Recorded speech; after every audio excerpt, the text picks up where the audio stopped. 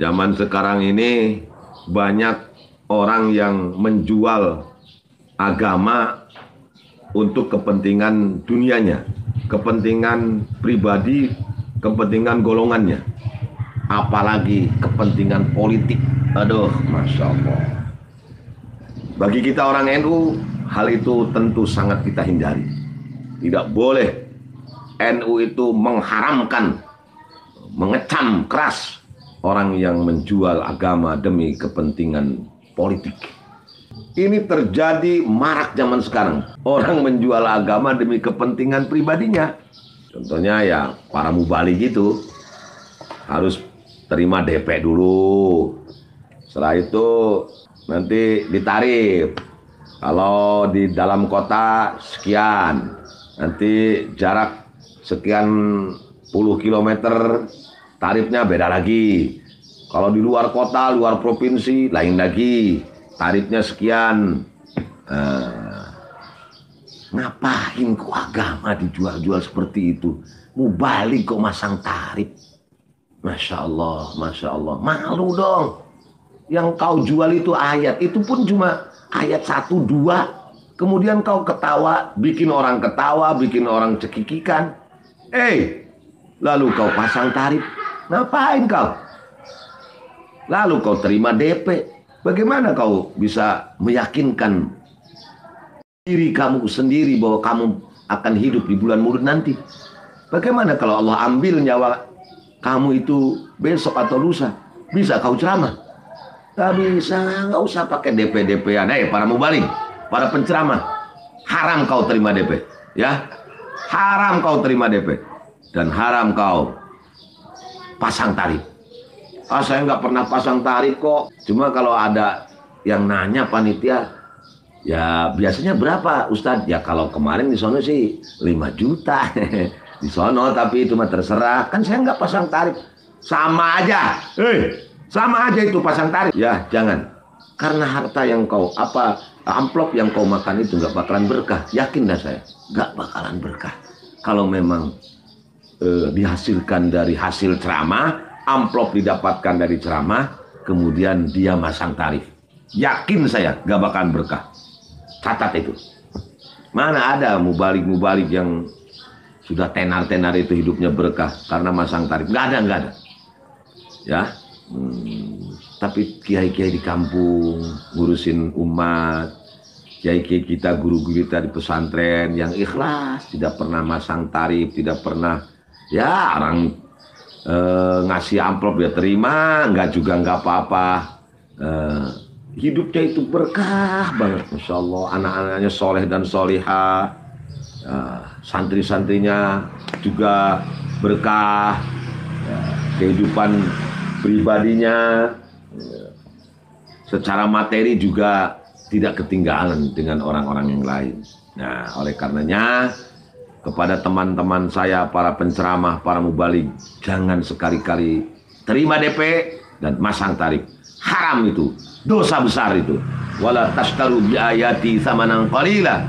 Jangan kau jual ayat-ayatku dengan harta yang tidak berharga, yang murah banget.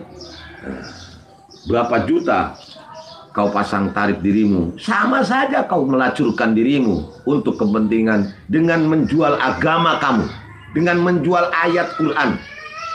Padahal ayat itu hanya 1, 2, hadis itu hanya 1, 2. Kesononya kamu ngaco kemana-mana. Yang penting orang-orang bisa tertawa, bisa puas. Kau terima duit dan duit itu amplopnya kau pasangkan tarif. Wah, Masya Allah, dosa kali kau. Naudzubillah min dzalik. Ya, jangan hanya ngomong saja wahai para mubalik. Ya, kita harus nyantuni yatim, harus baik sama fakir miskin, tapi pelitnya minta ampun. Loman. Hasil dari amplop ceramah nanti sisihkan untuk fakir miskin. Kalau pengen berkah, ya itu saya kira penceramah termasuk profesi, saya kira. Ya, Kiai Muksid Ghazali, mohon maaf ini kalau pendapat saya salah. Menurut pendapat saya, penceramah itu sama dengan dokter, sama dengan jaksa, sama dengan pengacara. Artinya profesi lah. Oleh karenanya, nanti kalau dapat amplop, berbagilah dengan sesama. 2,5% keluarkan.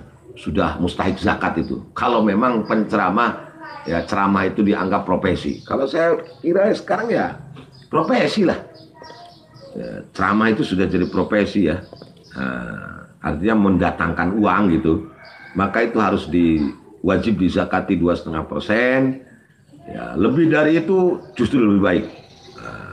Itu ya, untuk keberkahan dunia dan akhirat kita.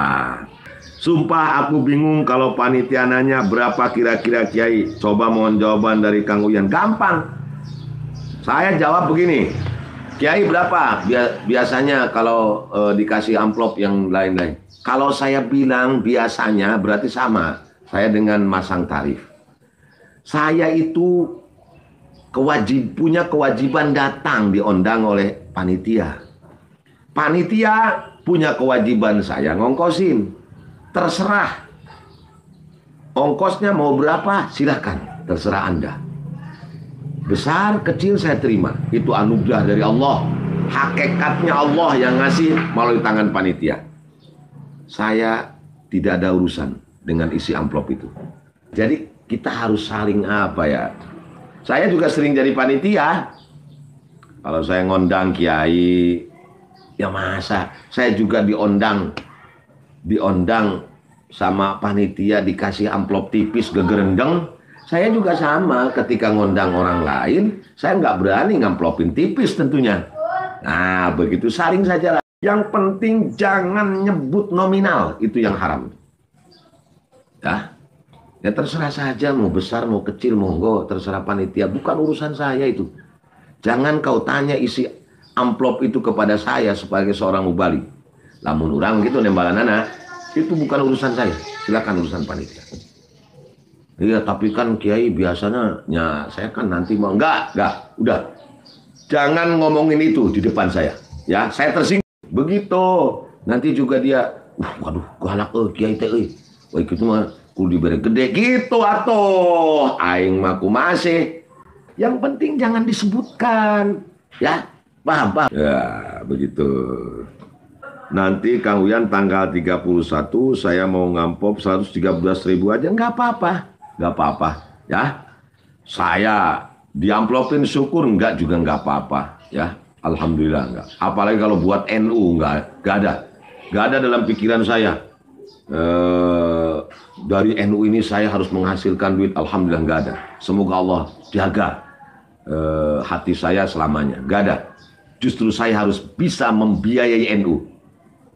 Ngapain kita hidup di NU, kita hidup justru di NU, kita hidup di agama. Kita harus menghidupkan agama.